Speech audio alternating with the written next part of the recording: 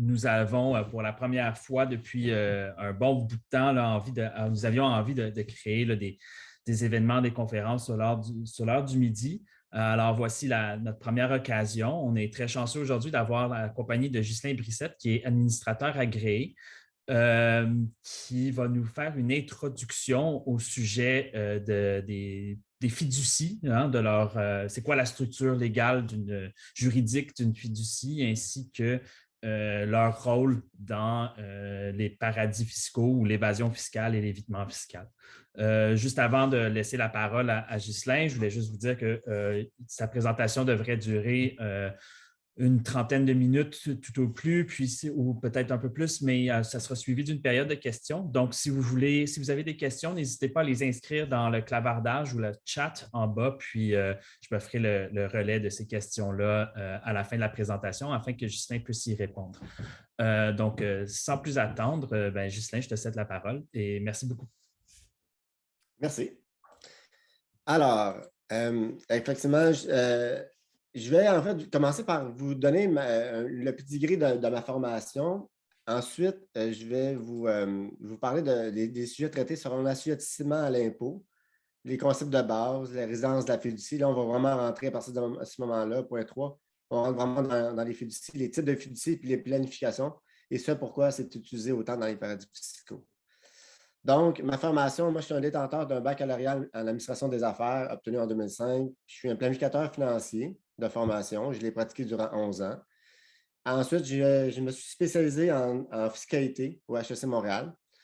Puis, là, il faut croire que la fiscalité, c'était pas assez. J'ai poussé encore plus en me spécialisant en impôt d'essai, succession, fiducie et tout ce qui est planning successoral, donc au niveau canadien, américain et international. Je suis un membre du STEP Canada et du STEP Worldwide. Donc, le STEP, c'est l'organisme reconnu pour tous les spécialistes en planification successorale. Et je suis administrateur agréé. Donc, les sujets traités, on vient de les voir. On va commencer donc par l'assujettissement à l'impôt. Souvent, on se dit, là, je vais passer vite, mais souvent, on parle de l'impôt et on dit ça sert à quoi, tout ça. Mais en fait, l'impôt au Canada, c'est basé sur le revenu des particuliers, le revenu des sociétés, mais également tout ce qui est revenu des fiducies et les expatriés et ainsi de suite.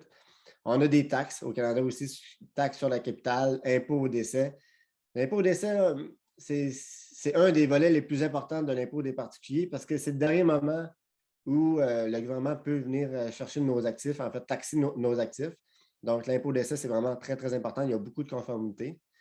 L'impôt foncier, ça, c'est lié aux villes. Et immigration, là, c'est très important parce que c'est le dernier moment où le gouvernement peut taxer quelqu'un qui quitte le Canada. Donc, en immigration, quelqu'un qui quitte, il y a vraiment beaucoup d'impôts inhérents à la sortie du Canada. Ensuite, il y a la taxe sur la masse salariale qui est assurance-emploi, FSS, CSST, formation main-d'œuvre, RQAP, évidemment, là-dessus, je ne vous apprends rien. Sur la consommation, TPS, TVH, taxe sur le carburant, taxe du tabac, taxe d'assises, ainsi de suite. Il y a beaucoup d'autres taxes. Et là, vous voyez que je n'ai pas mis RRQ. Parce que RRQ, évidemment, vous savez, ce n'est pas une taxe, mais c'est de l'épargne. Donc, ça nous coûte de l'argent, mais c'est pour notre retraite.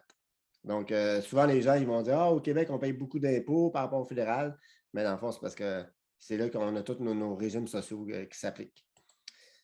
Donc, l'objectif de l'impôt. L'impôt a été introduit au Canada avec la Première Guerre mondiale. Donc, c'était l'impôt pour l'effort de guerre. Donc, le but de l'impôt, c'est quoi? C'est de percevoir les revenus, modifier la répartition des ressources et influencer l'activité économique. Et bon, percevoir les revenus, ça, c'est clair, c'est le gouvernement qui fait ça. Modifier la répartition des ressources, ça veut dire que prendre un peu d'argent des gens qui en gagnent plus pour le redistribuer aux gens qui en gagnent moins, avec des allocations puis plein d'autres choses. Influencer l'activité économique, évidemment, avec l'impôt, on peut influencer, exemple, on peut se dire, on voudrait développer un secteur particulier, mais on va aller chercher des impôts particuliers, puis on va investir dans un secteur. Exemple, ça peut être l'aéronautique, ça peut être le multimédia, ainsi de suite. Donc, on peut influencer l'activité économique avec les impôts.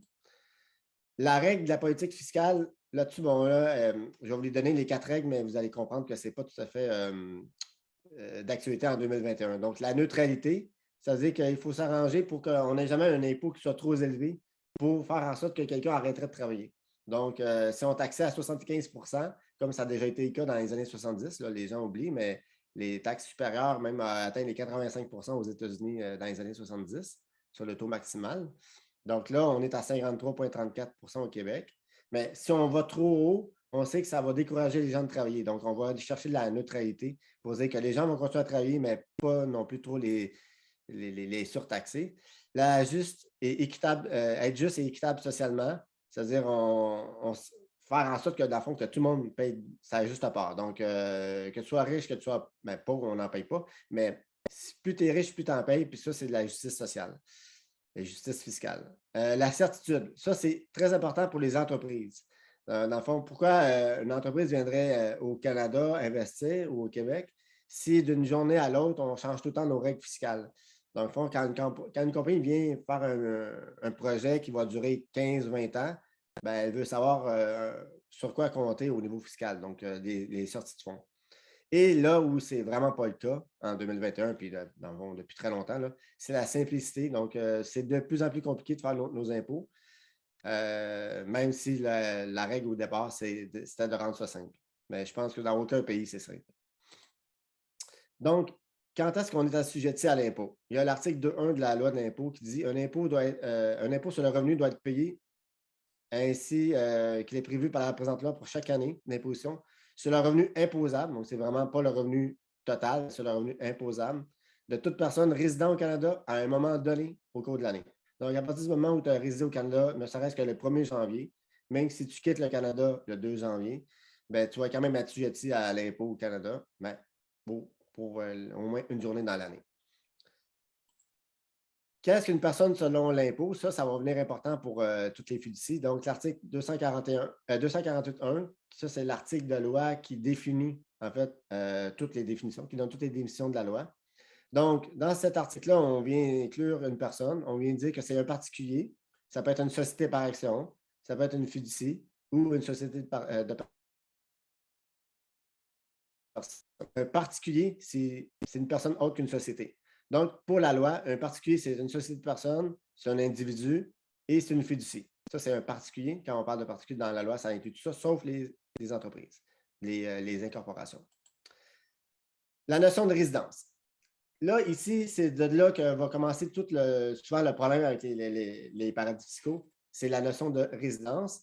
La loi de l'impôt ne définit pas la résidence, en fait. C'est vraiment la Cour suprême qui va définir, qui va mettre les règles en place pour savoir quand est-ce qu'on est résident. Ça, c'est bon autant pour les particuliers, les fiducies que pour les corporations. Donc, le cas prédominant, c'est Saint Michael Trust Corp, qui est ça, c'est à la Cour d'appel. C'est devenu un Funding Settlement à la Cour suprême. C'est un cas, quelqu'un qui vendait une entreprise puis qui l'avait fait passer par un paradis fiscal. Donc, par les Bahamas. Donc, la fiducie, elle réside là où sont exercées ses activités principales, les activités véritables. C'est donc la notion de gestion et contrôle qui est au cœur de la résidence. Ça, c'est les mêmes règles que pour les corporations. Donc, ce que ça fait, c'est quand un fiduciaire, tantôt, on va voir toutes les définitions des fiduciaires, bénéficiaires, tout ça, là. Mais quand le fiduciaire est dans un autre pays, on peut, souvent, on va présumer que la fiducie, elle va être de l'autre pays. Mais ce n'est pas tout le temps le cas. Dans le fond, c'est là où ils sont pris les décisions principales de la compagnie, de la fiducie. Exemple, j'ai 3 fiduciaires aux Bahamas, mais la personne qui a initié la fiducie, et c'est un Montréalais, exemple, quelqu'un du Québec, et c'est lui qui tire les ficelles. C'est lui qui décide de tout. Les fiduciaires ne font qu'exécuter mes ordres, mais ce que je veux. Dans le fond, la fiducie, elle va être québécoise. Elle ne sera pas du Bahamas, elle ne sera pas de l'Alberta ou d'une autre place dans le monde. Si le bénéficiaire ou si une autre personne contrôle la fiducie dans les faits, elle va être résidente du Canada.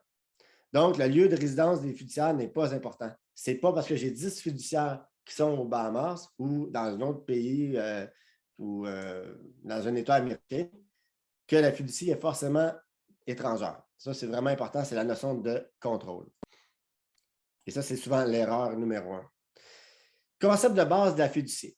En fait, la fiducie, la première chose, c'est ça prend quelqu'un qui initie la fiducie. Ça veut dire que j'ai quelqu'un qui possède des actifs et qui décide de s'en départir donc, et de la transférer dans une fiducie. On s'entend, la personne n'est plus propriétaire des actifs.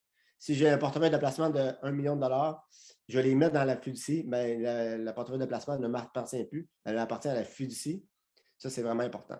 Donc, il faut que la personne comprenne qu'il perd le contrôle de ses placements ou de sa compagnie ou peu importe. Ensuite, il y a des fiduciaires. Normalement, minimum 3, ça va être plus. Toujours un chiffre impair. Jamais 1. Donc, les fiduciaires, normalement, on part à 3 à cause de ces règles-là. C'est un nombre impair puis minimum 3. Les fiduciaires, c'est les personnes qui vont exécuter, en fait, ce qui aurait été dit dans la fiducie. Exemple, si je nomme une fiducie au profit de mon conjoint, puis je veux que, dans le fond, que la personne qui initie le fiducie, c'est elle qui va dicter les règles. Je veux que la personne ait seulement les revenus. Bien, évidemment, les fiduciaires vont faire en sorte que le bénéficiaire ait seulement les revenus. Donc, les bénéficiaires, il y a 2 types de bénéficiaires, du capital et du revenu, ou on peut être les deux en même temps. Donc, les concepts de base en vrac, une fiducie est réputée être une personne, peut-être qu'on a vu à la 248.1.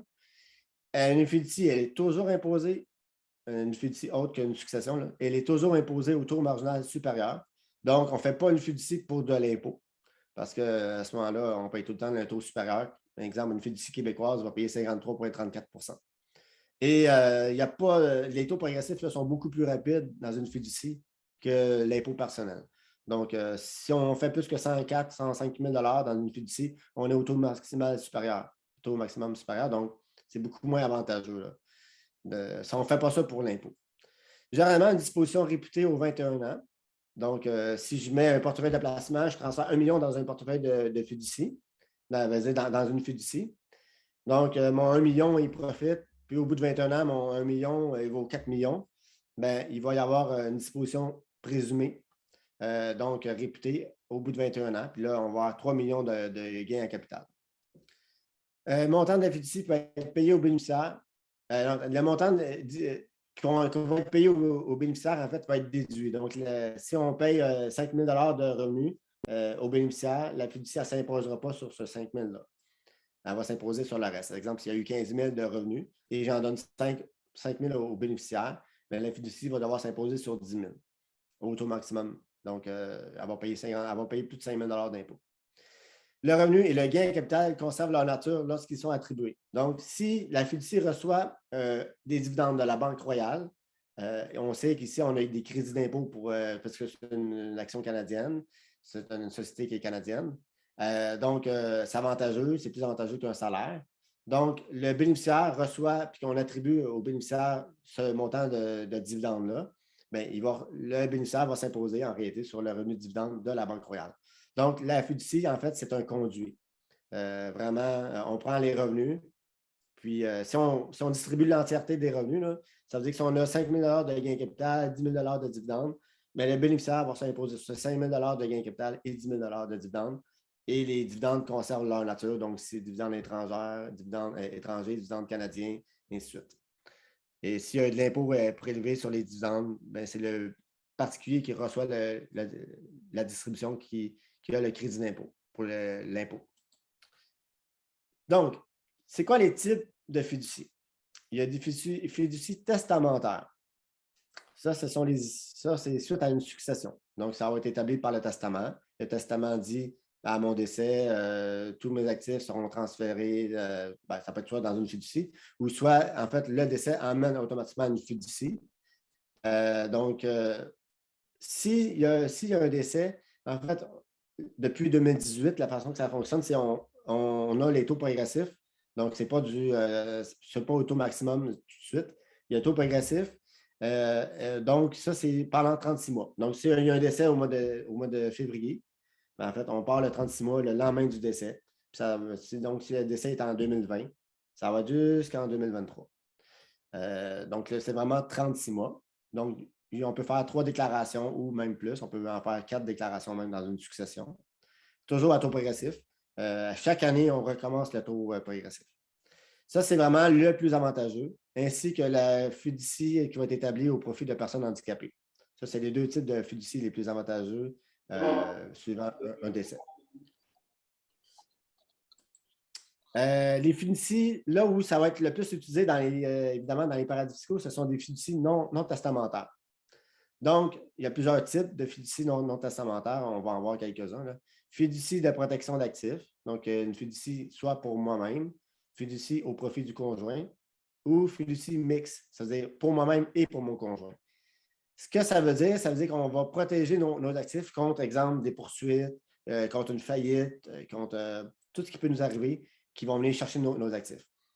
Exemple, je suis un propriétaire d'entreprise, mon entreprise elle va bien, donc là, il faut toujours établir ce type de fiducie-là lorsque nos entreprises vont bien, qu'on n'est pas poursuivi, évidemment, parce que sinon, c'est de la fraude. Donc, on n'est pas poursuivi par quelqu'un, on sait que personne ne va nous poursuivre, en tout cas, du moins, au moment X où on fait la fiducie, il n'y a pas personne qui nous a dit on va vous poursuivre pour le contrat, peu importe. Donc, il n'y a pas de poursuite en cours ou à venir prévisible et on ne s'enligne pas vers une faillite. Parce qu'évidemment, si on s'enligne vers une faillite, le gouvernement, l'ARC, Revenu Québec vont venir chercher des actifs et les créanciers, et ainsi de suite. Parce que ça, c'est dilapider des actifs au nom du créancier. Donc, ça, on n'a pas le droit de faire ça. Donc, ça va venir protéger. Exemple, j'ai ma maison, j'ai un chalet, puis là, on est dans un métier à risque. Exemple, n'importe quoi, je fais des tatous, mais je peux blesser quelqu'un, je vais être poursuivi. Je sais que j'ai un risque. Donc, ce que je vais faire, je vais mettre mes actifs dans une fiducie pour me protéger en cas que ça aille mal. Donc, ça c'est très souvent utilisé par les gens d'affaires. C'est tout à fait légal. Là-dessus, il n'y a pas... si c'est bien fait, il n'y a aucune raison d'avoir de problème. Évidemment, là-dessus, il faut faire attention quand il y a des séparations de divorce. Il ne faut pas non plus que ça soit fait dans la prévision d'un divorce parce que l'actif, à ce moment-là, l'ex-conjoint a le droit ou l'ex-conjoint a le droit aussi à ces actifs-là. Donc, il faut que ça soit fait correctement avec un avocat. Si c'est fait correctement, il n'y a pas de problème. C'est juste pour protéger nos actifs. Ensuite, les autres types de fiducie. Là, il y en a vraiment beaucoup. C'est la catégorie où il y a vraiment plus d'actifs, de types de fiducie. Donc, fiducie, fonds commun de placement. Un fonds commun de placement, c'est une fiducie. Un fonds de pension, c'est un type de fiducie où les revenus ne seront pas imposés. Fiducie admissible pour personnes handicapées. Ça, on peut le faire à notre vivant ou on peut le faire à notre décès. Pour ça aussi, tantôt, j'en ai parlé au décès. Fiducie d'employés, quand on crée des régimes pour les employés, c'est des types de fiducie. Les CELI, régime d'épargne études, régime d'épargne invalidité, ce sont toutes des fiducies. Puis il y en a plein d'autres, des RPDB, ainsi de suite. Donc, il ne faut pas penser qu'une fiducie, forcément, c'est mauvais. Donc, une fiducie, nos fonds de pension, ce sont des fiducies. Parce qu'on ne paye pas d'impôt sur les revenus de placement à chaque année. Mais évidemment, on va s'imposer au moment du retrait, à notre retraite. Bon, maintenant, je vais vous parler en fait de c'est quoi le bénéficiaire, c'est la personne qui reçoit les actifs. Donc, ça va être nommé dans l'acte de fiducie qui est fait avec l'avocat ou le notaire. Il y a le bénéficiaire, ça c'est le bénéficiaire du revenu, bénéficiaire du gain capital. Il y a le fiduciaire, la personne qui administre selon l'acte notarié. Et il y a le contribuant, la personne qui a contribué, c'est la personne qui a transféré ses actifs personnels à la fiducie. Donc, lui n'est plus propriétaire de ces actifs-là. Ça, c'est pour une fiducie canadienne. Et c'est les mêmes règles à l'international. En fait, toutes les fiducies partout dans le monde ont les mêmes règles. Mais là où ça commence à être un peu plus compliqué, c'est quand on parle de fiducie étrangère. Donc, c'est là qu'on va parler aussi pour les paradis fiscaux, toutes ces choses-là. Donc, la fiducie, qu'est-ce qu'une fiducie non résidente? Bon, la définition, c'est un contribuant, donc la personne qui a transféré de ses actifs à la fiducie. Donc, ça prend quelqu'un qui a fait un transfert dans une fiducie. Puis, ce n'est pas une personne exemptée, ça veut dire que ce n'est pas un fonds de pension, donc ça, c'est une personne, ce n'est pas un gouvernement. Donc, c'est une personne, monsieur, madame, tout le monde, transfère, par exemple, 1 million de dollars ou 1 million en placement dans une fiducie. Et le contribuant est un non-résident. Donc, le contribuant, c'est quelqu'un, par exemple, en France. La part, ça vient d'un transfert ou d'un prêt de bien, donc un transfert, c'est-à-dire on transfère directement, ou un prêt, on peut faire un prêt d'un bien à la fiducie. Donc ça, c'est l'article 94 de la loi. Et le bénéficiaire, pour une fiducie non résidente, le bénéficiaire peut être un contribuable résident et le bénéficiaire peut être résident. Dans une fiducie non résidente, la personne peut quand même être... donc, le fiduciaire, il va être étranger. Le contribuable qui reçoit l'argent, le bénéficiaire, peut être résident du Canada. C'est sûr que si on parle d'une fiducie qui a été établie en France pour des Français, par rapport au Canada, ça n'a aucun rapport. Hein. Mais si on parle, ça ne sera même pas une fiducie non résidente, ça ne passera juste pas dans nos articles de loi. Mais si on parle d'une fiducie qui a été créée, donc initiée par un Français, il a créé une fiducie en France et le bénéficiaire va être, exemple, son enfant qui réside au Canada. Donc là, on va parler d'une fiducie non résidente parce que le bénéficiaire est un résident du Canada, mais la personne qui a contribué est un non-résident. Elle est gérée en France. Évidemment, si la personne qui gère la fiducie est au Canada, évidemment, on va parler d'une fiducie canadienne parce que la gestion, elle va être ici. Mais là, on parle d'un bénéficiaire, la personne qui reçoit les revenus ou les gains en capital est résident du Canada. Donc, dans ce cas-ci, donc, un contribuant résident s'entend à une personne, s'entend relativement à une fiducie à un moment donné de la personne qui, c'est tous des termes évidemment de la loi, là, qui à ce moment est à la fois un résident du Canada et contribuant de la fiducie. Donc, si la personne qui contribue, c'est un résident, en fait, à ce moment-là, on va parler d'un contribuant qui va être un résident du Canada. Mais il faut quand même que la fiducie, c'est sûr que la fiducie, elle est établie initialement en France ou dans un autre pays étranger. Donc, sinon, ce ne sera pas une fiducie non résidente. Donc, la fiducie, elle est établie en France ou ailleurs. Et la personne qui va recevoir les bénéfices va être un Canadien. Les bénéficiaires résidents s'entendent relativement à une fiducie qui réside au Canada. Donc, c'est ce que j'ai expliqué. Pour que le bénéficiaire soit résident, il faut vraiment que la personne réside au Canada au moins une journée dans l'année. Puis, il va être bénéficiaire de la fiducie. Donc, tout ça va faire que ça va être une fiducie non résidente. Pourquoi, en fait, on parle de fiducie non résidente? C'est que ce qui est important, en fait, c'est que si la fiducie, elle est établie dans un pays où il n'y a pas d'impôt, exemple, la fiducie, elle est établie aux Bahamas, OK? Et il n'y a pas d'impôt aux Bahamas sur certains types de revenus, ou l'impôt sur d'autres types de revenus est très, très faible. Donc, si on parle d'une fiducie qui est établie aux Bahamas, où il n'y a pas d'impôt, mais que j'ai un bénéficiaire qui est au Canada et qui reçoit de l'argent de cette fiducie-là, l'argent sera non imposé. Ça, on va le voir tantôt. Là. C'est là que c'est des boblesses souvent. Là. Ensuite, une fiducie déterminée. Une fiducie déterminée est essentiellement une fiducie qui a fait le choix d'être imposée seulement sur sa portion résidente. Donc, ça peut être une fiducie qui est établie ailleurs. Donc, évidemment, une fiducie qui est non testamentaire. Donc, qui est établie ailleurs, avec des actifs qui proviennent d'ailleurs. Mais, exemple, il va y avoir des placements ici. Dans la fiducie, il y a des revenus de placement ici. Dans la fiducie, il y a aussi, exemple, un bien immeuble ici. Donc, on va s'imposer sur la partie canadienne ou la partie québécoise seulement de la fiducie. C'est-à-dire que la fiducie fait 1 million de revenus. Exemple, il y a 100 millions d'actifs, fait 1 million de revenus. Mais dans le 1 million de revenus, il y a 400 000 qui viennent du Canada. Donc, la fiducie, elle va s'imposer seulement sur les 400 000. Le reste du million, donc le 600 000 autres revenus, ne sera pas imposé parce que c'est vraiment dans un autre pays. C'est géré ailleurs. Donc, mais comme il y a des actifs canadiens, mais on va devoir, vu que ça devient une fiducie déterminée, on va devoir s'imposer, mais seulement sur la proportion du revenu qui provient du Québec ou du Canada. Donc, elle est déterminée si c'est au Canada. Et au Québec, évidemment, on a nos règles. Donc, elle va être déterminée québécoise si en fait, elle a des revenus, exemple, de biens immeubles ici à Montréal. Une fiducie sera non imposée au Canada si la fiducie réside dans un autre territoire. Donc, dans le fond, les fiduciaires, les gens qui administrent, sont, exemple, en France. Maintenant, en France, ça va être imposé. Mais mettons aux Bahamas. Donc, la fiducie elle va être créée aux Bahamas avec les actifs gérés aux Bahamas et également les fiduciaires là-bas. Les fiduciaires ne sont pas des résidents du Canada. Parce que c'est sûr, comme je disais tantôt, si les fiduciaires sont ici et si la gestion est faite ici, la fiducie, même si elle est créée aux Bahamas, la fiducie va être québécoise, automatiquement, si les décisions sont prises au Canada. Et c'est tout le temps là-dessus que le gouvernement du Canada va taper ses clous. Puis évidemment, le Québec va poursuivre après. Là.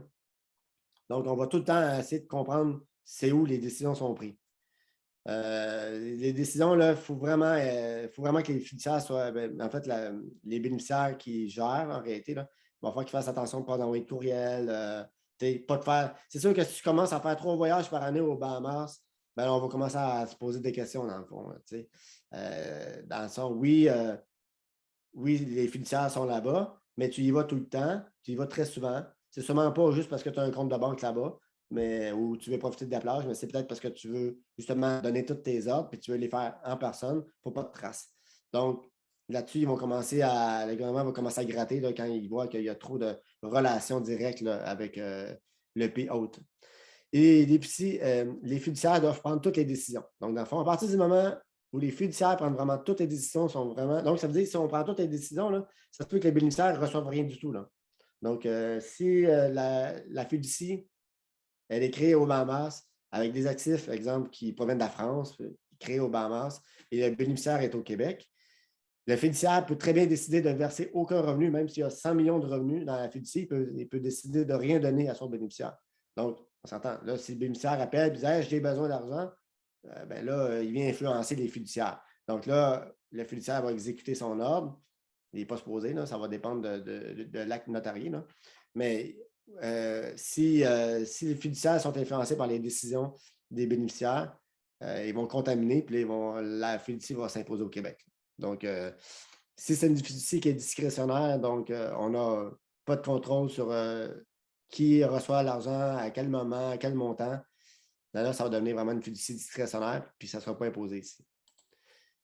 Si la fiducie est considérée comme non résidente, les revenus ne seront pas imposables au Canada. Ça, c'est vraiment important. Et c'est pour ça qu'ils vont tout faire, quand ils veulent éviter évidemment de payer de l'impôt ici, là, ils vont tout faire pour passer par un pays à fiscalité avantageuse ou en fait un paradis fiscal.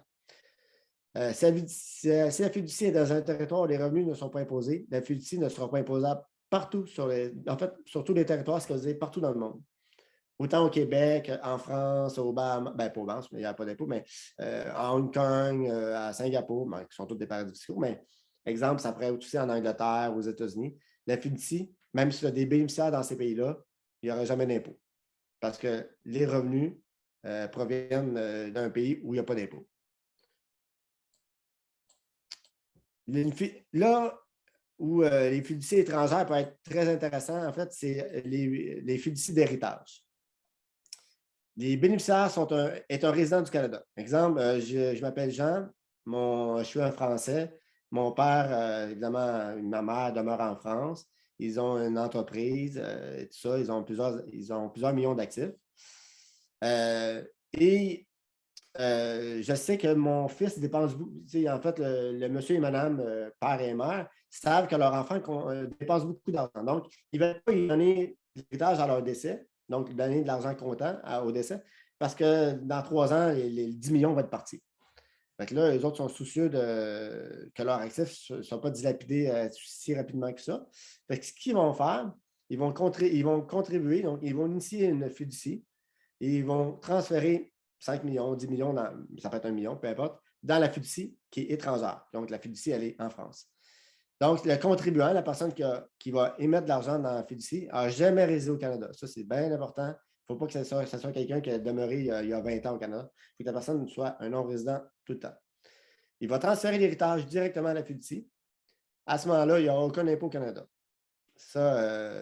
Si, évidemment, la fiducie elle est créée dans un pays où il n'y a pas d'impôt. Si la fiducie elle est créée en France, bien, il va y avoir de l'impôt, elle va être minime. Et ce qui va faire l'avantage, en fait, c'est que le fils ne va pas tout dépenser. Il va y avoir le fiduciaire qui va gérer. Et exemple, moi, comme papa ou maman, je vais dire, ben, je veux que mon fils ait seulement les fruits et revenus de la fiducie. Ça veut dire que j'ai transféré 5 millions. C'est de l'argent qui est placé. Donc, supposons à 3 ça fait, exemple, 150 000 de revenus. Je veux que mon fils ait le droit seulement à 150 000 de revenus jusqu'à sa mort. Donc, dans le fond, ça va faire en sorte que la fiducie va toujours continuer. Puis même si mon fils a une préhension, il a tendance à dépenser tout son argent, bien, il ne pourra jamais dépenser plus que le fruit et revenu de la fiducie. Donc, ça, c'est un avantage quand on connaît nos enfants, puis qu'on sait que nos enfants dépensent trop d'argent. Bien, au lieu de leur donner un gros chèque, bien, on peut faire ça comme ça. Donc, ça, c'est une fiducie d'héritage. Ça va être utilisé souvent par les gens qui ont des sous, puis que leur enfant est dans un autre pays. Bon, maintenant, pourquoi c'est autant utilisé dans les paradis fiscaux? Là, c'est les prochaines slides, on va parler de ça. Donc, fiducie, fiscalité avantageuse et fiscalité avantageuse. Donc, l'utilisation des fiducies, elle va être très répandue dans les pays à fiscalité avantageuse, donc là où les taux d'impôt sont très faibles, voire nuls. Les fiducies sont utilisées, sont discrétionnaires. Là-dessus, c'est super important. Il faut que ce soit des fiducies discrétionnaires. Tantôt, j'en parlais. Là. Pour que ce soit une fiducie discrétionnaire, il y a 3 choses. On ne connaît pas qui sera les bénéficiaires, parce qu'à ce moment-là, on va nommer plein de monde. Le père, la mère, le frère, l'oncle, on va nommer plein de monde. Exemple, si c'est une fiducie familiale, là, on va nommer plein de monde. Ou sinon, on va nommer des gens particuliers, là, mais ça ne sera pas juste un bénéficiaire, ça va être vraiment une série de bénéficiaires. On ne connaît pas donc le bénéficiaire ultime de l'argent, on ne connaît pas les sommes versées. Si c'est discrétionnaire, on ne sait jamais quelles sommes vont être versées. Même si la fiducie fait 100 000 de revenus, on n'est pas obligé de verser 100 000. On peut décider d'en garder. Donc, on peut verser 5 000, 10 000, 25 000 ou 0. Donc, on ne connaît pas les sommes versées et on ne connaît pas le moment où les montants vont être versés. Est-ce que c'est le 1er janvier, le 31 décembre, le 30 juin? Est-ce que c'est versé au mois, à la semaine, au trimestre? On ne connaît rien du tout. Donc, ça, c'est discrétionnaire. C'est à la discrétion des fiduciaires. Il faut vraiment que les fiduciaires soient indépendants. Ça ne prend pas des gens qui sont influencés, évidemment, par les bénéficiaires. Sinon, ça ne sera plus discrétionnaire. Donc, évidemment, les gens qui vont faire ça ont rencontré des avocats qui leur ont très, très, très bien expliqué toutes les règles. Ce type de stratégie, on l'utilise. En fait, on va utiliser les paradis fiscaux et les fiducies pour leur opacité, donc afin de ne pas connaître les bénéficiaires ultimes de la fiducie. Parce que dans ces pays-là, en fait, on va s'arranger qu'on ne connaît pas le bénéficiaire ultime. Donc, on ne connaîtra pas que c'est M. X qui demeure à Sherbrooke, qui est le bénéficiaire de la fiducie au Québec, exemple. Donc, ça va être très dur pour le gouvernement de retracer, exemple, c'est qui le bénéficiaire de la fiducie parce que c'est opaque. Donc, dans ces pays-là, c'est clair qu'on ne dévoile pas c'est qui les propriétaires, c'est qui les bénéficiaires. Donc, les lois dans ces pays-là sont tellement strictes par rapport à l'opacité. C'est tellement strict comme quoi on ne divulgue rien que ça protège en fait les bénéficiaires. Il ne faut pas oublier que quand on réussit à trouver, c'est que ça prend une grosse recherche. Donc, c'est pas, on ne se lève pas le matin à 8h30 en commençant à faire une recherche, puis à 10h, on a trouvé le bénéficiaire. Là. C'est vraiment, il y a une grosse organigramme. Faut vraiment trouver, en fait, il faut retrouver tout. Souvent, c'est des organigrammes là, avec plusieurs étages. Il y a la fiducie, le bénéficiaire, un autre Inc. Puis, bref, ça va être du gros travail pour le fisc pour trouver le bénéficiaire ultime, là, vu qu'en plus, ils ne disent pas. Donc, c'est pour leur opacité qu'on va le faire. Et la fiducie, en fait, même si c'est juste un conduit, va venir tout protéger les bénéficiaires parce que c'est discrétionnaire. Donc, on ne donne pas le nom des bénéficiaires. Les fiduciaires, évidemment, ils vont prendre toutes les décisions qui sont liées à la fiducie. Donc, puis les fiduciaires vont être dans un pays avantageux, à fiscalité avantageuse. Les avocats montrent une structure qui avantagera leurs clients. Exemple, si le client a un gain capital important, exemple au Québec, j'ai un gain capital important, ils vont chercher un pays où le gain capital n'est pas imposé. La firme d'avocats fera une structure avec fiducie et gel successoral. Donc, au Canada, on va exempter le gain avec le gel. Ensuite, il va y avoir la vente du bien ou de la compagnie dans le paradis fiscal via la fiducie. Donc, la corporation se vend, tout ça va par la fiducie. Puis les bénéficiaires ne sont pas connus. les revenus n'étant pas imposés dans le pays dans la résidence, dans le pays de résidence de la fiducie, le revenu ici au Canada ne sera pas imposable. Ça, c'est vraiment le bas blesse. C'est vraiment là-dessus que le problème se crée. C'est donc pour une raison fiscale en premier que les gens décident d'utiliser les fiducies dans leur planification dans les pays à faible taxation. Ensuite, on va utiliser l'opacité en lien avec la connaissance du nom des bénéficiaires. Donc, on ne connaît jamais les bénéficiaires ultimes des revenus. Puis, c'est ces raisons-là qui vont justifier, en fait, qu'on va utiliser les fiducies dans les paradis fiscaux. Donc, c'est vraiment par rapport à l'opacité, puis le fait aussi que quand c'est dans un pays à taxation nulle, en fait, le revenu n'est pas imposable. Donc, on vend notre entreprise ici 1 million, on va bénéficier de... En fait, on va transférer notre business ailleurs. On va dire que la gestion se fait dans un autre pays.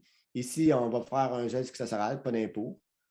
La vente réelle va se faire dans un autre pays où le gain capital est taxé à zéro. Donc, après ça, on rapatrie sous forme de dividendes non taxables nos revenus. Fait que dans le fond, sur une business d'1 million, mais on s'est ramassé avec aucun impôt à payer. Donc, c'est vraiment des raisons pour lesquelles on va utiliser les fiducies. Ça fait pas mal de tour, là. Si jamais vous avez des questions, mais il n'y a pas de problème. Merci beaucoup, Ghislain. Je vais fermer le partage d'écran, comme ça on va pouvoir mieux se voir pour parler. Merci beaucoup pour cette introduction. On a déjà quelques questions qui nous ont été envoyées. Je vais te les lire. Il y a une première question qui était au début de la présentation, tu as fait allusion à un taux progressif auquel seraient soumis là, les fiducies. Puis on me demandait c'est quoi ce taux progressif-là dont il est question? OK. En fait, dans une fiducie non testamentaire, il n'y a pas de progressivité. C'est tout de suite 53,34 %. C'est le taux maximum, en fait, au Québec. Là. En Alberta, une fiducie albertaine, le taux est beaucoup plus bas. Mais une fiducie canadienne, québécoise, 53,34 tout de suite.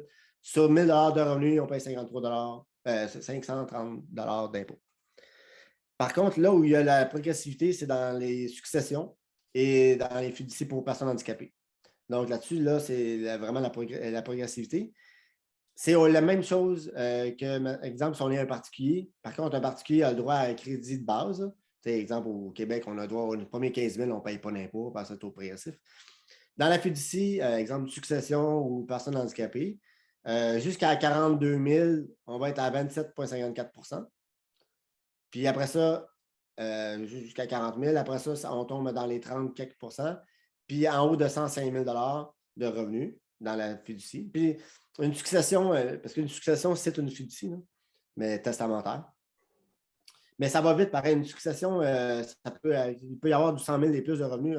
On a juste à penser à une compagnie. Exemple, je suis détenteur d'une compagnie. Je meurs, on s'impose tout de suite sur la valeur marchande, moins mon coût. Puis dans la fiducie, on va verser des dividendes pour diminuer mon gain et tout ça. Fait que je peux avoir 100, 200, 300 000 de revenus dans la fiducie. Ça, c'est assez vite.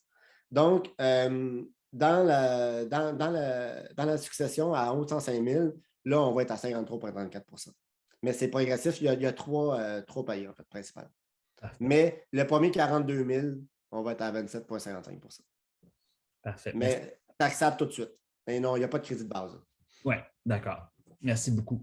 On avait déjà une deuxième question. D'ailleurs, j'encourage tous les participantes à écrire leurs questions dans le clavardage ou dans le chat si vous voulez les poser.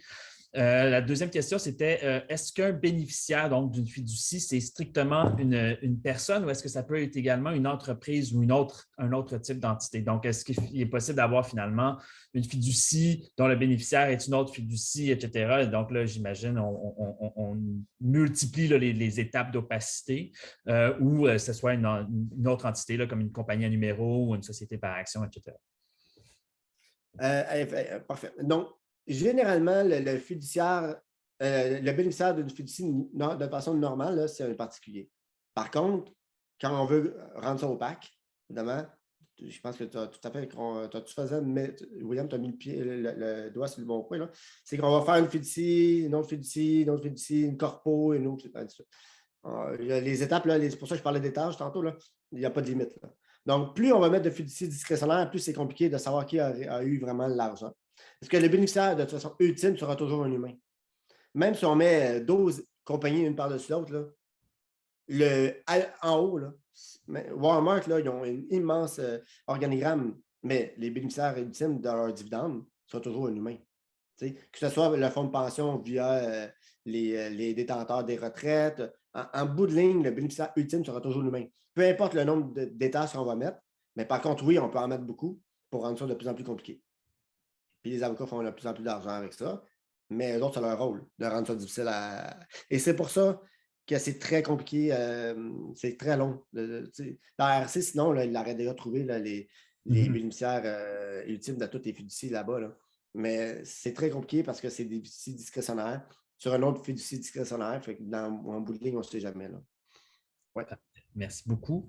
On a une troisième question, c'est est-ce que la définition de résidence est la même dans les pays à faible imposition? Donc, c'est-à-dire, on a vu qu'ici au Canada, on interprétait la notion de résidence pas nécessairement par le lieu d'incorporation de la fiducie, mais par la notion de contrôle. Est-ce qu'on pourrait penser les Bahamas, est-ce qu'ils ont la même notion du lieu de résidence ou est-ce que ça change de pays en pays? La plupart des pays, la définition de résidence, exemple pour un particulier, c'est l'OCDE, c'est toute la même définition. Donc, une personne qui réside dans un pays, c'est tout pareil. La règle du 183 jours, vous savez, pour être résident du Canada, il ne faut pas avoir fait plus que 183 jours ailleurs. Sinon, on est réputé dans un autre pays. Par exemple, là, il y a plein de. Bon. Ça, en France, aux États-Unis, vous avez toutes la même règle. En Angleterre, les pays de l'OCDE ont toutes la même définition. Maintenant, est-ce que dans d'autres pays, l'Éthiopie, non, je ne le sais pas. Okay? Mais l'OCDE, les pays principaux sont toutes la même définition.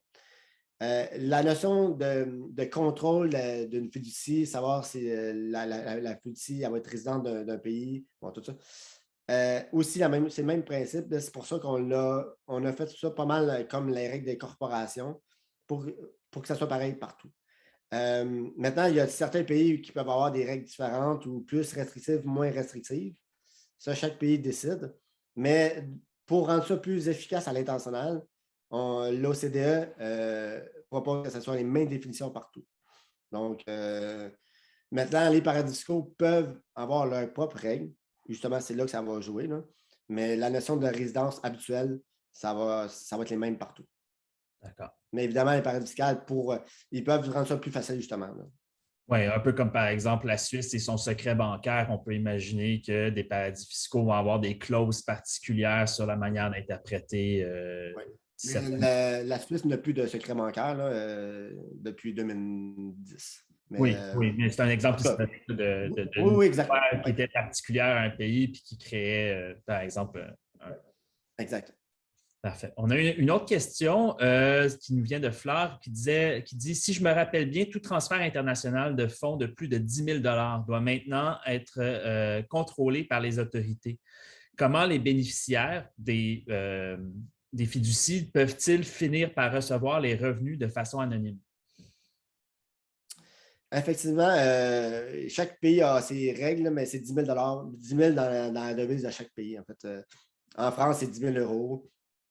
Aux États-Unis, c'est 10 000 américains. Donc, ce n'est pas 10 000 canadiens, c'est 10 000 Bon, ici, c'est le CANAF qui fait ça. Comment ils reçoivent? En fait, c'est en plus petite coupure.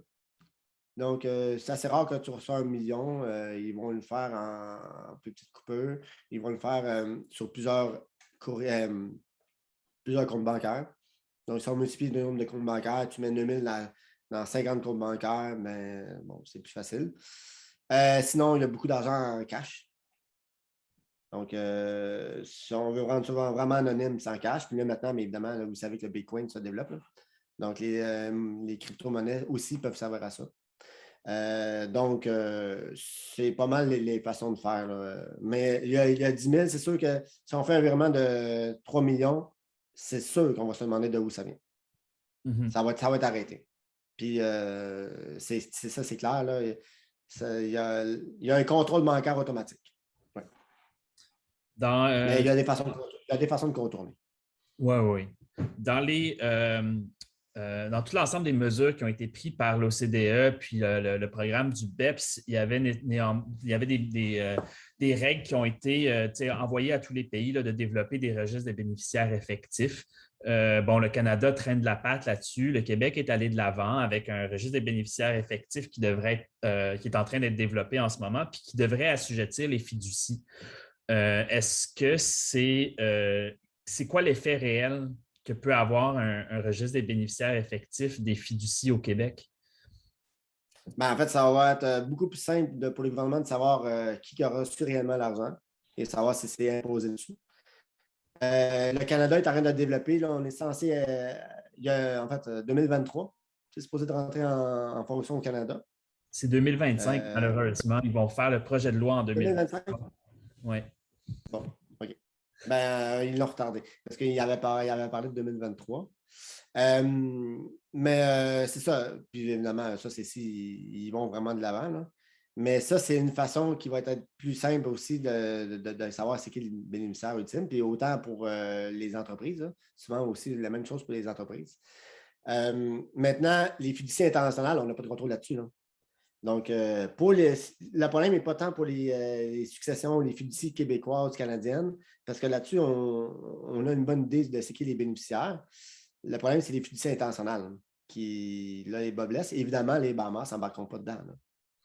Il y a plein de pays comme ça qui ne vont pas embarquer. Mm-hmm. Donc, je parle de Bahamas parce que je le connais un peu plus, là, mais il y a plein de pays qui sont comme ça. Il y en a une quinzaine de pays encore qui sont comme le Bahamas. Donc, c'est ces pays-là où il y a le plus de fiducies internationales où il va falloir que ça embarque. Là. Puis les autres, ils ne veulent pas. L'impôt minimum international à 15 je peux vous dire que l'Irlande n'embarque pas. Là.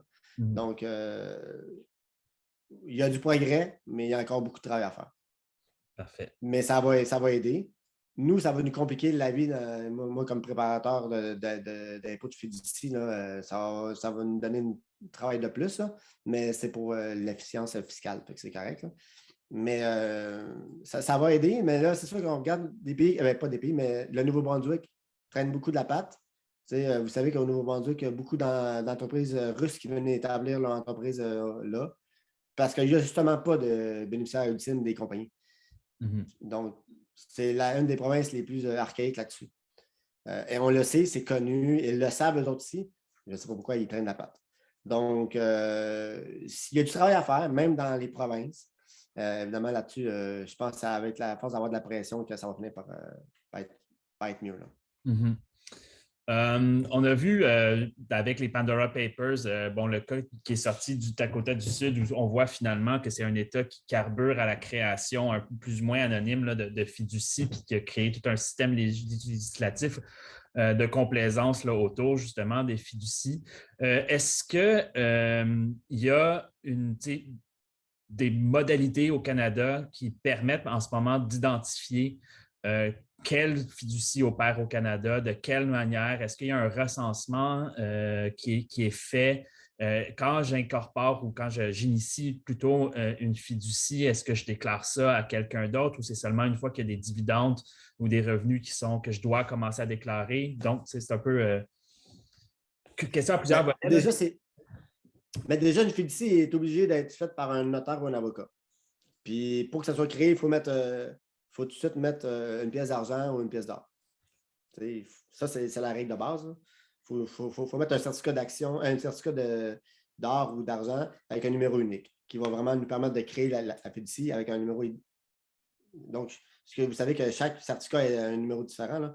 Donc, c'est comme ça qu'on va créer la fiducie. Il faut que ce soit quelqu'un d'autre que le constituant qui met de l'argent. Donc, souvent, ça va être le conjoint qui va émettre, ça coûte 20 là, ils vont le faire. Bon. Il n'y a pas de registre en tant que tel. Par contre, c'est sûr que l'avocat, lui, tout est connu. Là. Je veux dire, il y a un registre par rapport à l'avocat. Là. Mais est-ce que l'avocat le remet au gouvernement? Non. Si jamais ils n'ont jamais produit d'impôt de fiducie, puis ça fait 5 ans que la fiducie existe, mais le gouvernement ne le saura pas. Là, c'est sûr qu'un coup que tu en as créé un coup que tu as fait tes impôts, là ça roule. Là tu as un numéro de fiducie, puis là, ils savent exactement.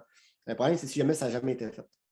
Si jamais tu n'as jamais produit tes impôts, tant que tu n'as pas produit une fois tes impôts, ils ne savent pas trop. Puis encore plus à l'international. Là, on oublie ça. Je parle même du Canada. Le numéro de fiducie, ça commence par un T. Là. Donc, T, 2 chiffres, ça, bon. Mais ça, un coup, tu as produit tes impôts, croyez-moi que si tu ne les produis pas, un an et demi après, ils vont t'envoyer une lettre pour te demander de produire. Si tu es en retard dans tes fiducies, là-dessus, il y a un registre. Il est géré à Vancouver. Le Colombie-Britannique, il gère ça de là. Donc, pour les fiducies ce qu'on appelle les fiducies non déclarantes, ceux qui sont en retard. Puis, succession, la même chose. Tu as oublié de produire ou tu as oublié de cocher que c'était ta dernière année, là, que la succession est fermée, mais ils ne savent pas. Fait que là, ils vont t'envoyer une lettre un an et demi après pour leur dire, ben là, c'est fermé. Donc, là-dessus, il y a un registre. C'est tout centralisé. Le Québec, pas sûr. L'ARC, ça, je le sais. Mais pour l'international, là, si tu n'as jamais déclaré, ils ne se rendent pas. D'accord. Dans la dernière slide de ta présentation PowerPoint, tu parlais de, les fiducies sont utilisées principalement justement pour des avantages fiscaux. Dans ce sens-là, je me demande, au Canada, la loi telle qu'indiquée par les règlements ou les règles générales anti-évitement disent qu'on ne peut pas utiliser un produit là, ou une disposition simplement pour avoir un avantage fiscal. Il faut qu'il y ait un avantage économique avec un objet économique autre que simplement fiscal. Donc, par exemple, quand tu as parlé des fiducies pour personnes handicapées ou des fiducies pour un bénéficiaire identifié, etc., bon, on peut comprendre que l'objet n'est pas simplement l'avantage fiscal, mais bien de vouloir aider ou une personne en particulier. Mais dans le cas des fiducies discrétionnaires, si la personne n'est pas amenée en cours par l'ARC, comment on peut savoir que ce n'est pas simplement quelque chose qui a été fait avec aucun autre but qu'un avantage fiscal? Ben, c'est là qu'il y a le problème. C'est là qu'il y a le travail des enquêteurs de l'IRS, mais surtout de Revenu Canada ici. Là. Donc, effectivement, c'est GAR qui va faire la job. Là. GAR, c'est l'article 247, ce que vous parlez. Donc, effectivement, si la fiducie est utilisée, puis en fait, c'est là qu'est le problème. Un, ils vont faire de la fraude parce qu'ils vont cacher de l'argent, c'est de la fraude ou de l'évitement fiscal. La fraude, c'est vraiment caché. L'évitement fiscal, on ne le cache pas, mais bon, on ne paye pas ce qu'on devrait payer. Si c'est soit de l'évitement fiscal, soit de la fraude, ça, c'est criminel.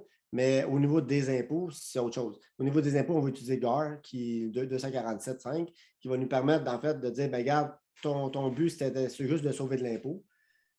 Puis, dans le fond, tu n'avais pas de raison. Ce n'est pas une question de business, c'est une question fiscale. Donc, évidemment, là, la règle générale anti-évitement va s'appliquer. Et ça, c'est les agents et ce sont les enquêteurs en fraude fiscale qui vont faire le travail.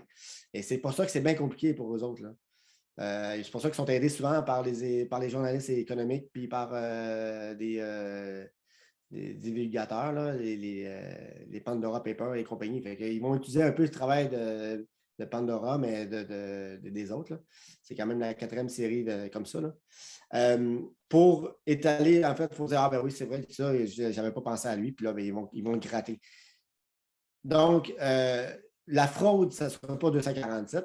La fraude, c'est juste, c'est pénal, c'est pas fiscal. Ben oui, mais ils vont dire, ben, tu n'as pas payé tes impôts, mais en même temps, c'est criminel, donc tu vas faire de la prison. Ça, c'est la fraude. Donc, dans le fond, ils vont utiliser les deux, mais les deux ne se parleront jamais. Hein. L'impôt ne parlera jamais à la GRC là, ou à SQ. Il y a un mur de Chine entre les deux. Là. Ça, c'est vraiment important. Donc, c'est là qu'il y a le problème parce qu'un peut monter son dossier, mais ils ne peuvent pas utiliser le travail de l'autre. S'ils utilisent le travail de l'autre, tout tombe à l'eau. C'est pas légal de faire ça. Donc, ça va vraiment être compliqué. Et c'est pour ça qu'ils disent on va récupérer 5 millions de dollars. Ou on va... Mais dans le fond, il y en a bien plus que ça, de l'argent là, qui est d'or et qu'on pourrait récupérer. C'est juste que, est-ce que ça. Le temps qu'ils mettent, puis en payant, exemple, ça nous coûte 3 millions de masse salariale d'agents, puis ils se rendent là-bas, puis tout ça. puis ça nous donne 5 millions, est-ce que ça vaut la peine? Ça vaut la peine pour la justice fiscale, mais est-ce que ça vaut la peine pour monsieur, madame, tout le monde qui paye ses impôts? C'est là-dessus qu'ils vont y aller quand ils vont faire du travail quand ils pensent qu'ils ont un gros bonnet et qu'ils vont être capables d'aller chercher. Puis quand ils ont des gros bonnets, le problème, c'est qu'ils sont supportés par des grosses firmes comptables qui vont les protéger. Parce qu'on l'a vu dans le passé. Maintenant, on va voir l'avenir. Dans le passé, ça a été le cas, puis ça a été très, très critiqué. Avec des ententes bonbons, là, que je n'ai pas besoin de nommer de nom. Mais donc, le problème, c'est ça. Donc, on va travailler fort. Puis, Gare, il sert à ça. Mais Gare, ils vont pogner souvent des gens, des faciles, là, des cas canadiens où tu vas sauver de l'argent en faisant une stratégie qui est juste fiscale, qui n'a pas de raison économique. Mais quand on parle d'intentional, là, ça devient bien plus compliqué. Puis, quand on parle d'intentional, on va y aller pas juste avec Gare, mais on va y aller avec la fraude. Et ça, c'est la GRC, principalement, qui va faire ces enquêtes. Fait que c'est comme ça, mais vous savez, ça peut prendre 4-5 ans de monter un dossier. Hein. C'est pour ça que quand je vous parle de masse salariale de 3 millions, c'est probablement bien plus que ça, mais on va aller sur 5 millions sur 3 millions de dépenses. Donc, c'est tout le temps, on va calculer aussi ce que ça vaut la peine. Pour ça, dans les dernières années, il avait coupé, en fait, dans ce département-là, parce qu'il n'y avait pas assez de retour sur l'investissement. Mais là, dans les dernières années, après ça, ils ont remonté. D'accord. On espère. Parfait. Ça prend de la transparence, c'est ça qui est le problème. Oui. Tout à fait. Merci beaucoup. Il est déjà 13 heures, donc ça amène notre midi-conférence à sa fin. Au nom du collectif Échecs aux paradis fiscaux, je voulais te remercier de ta présence puis de ta présentation. C'était super intéressant, puis j'espère qu'on aura l'occasion de faire ça à nouveau. Parfait. Merci beaucoup. Merci.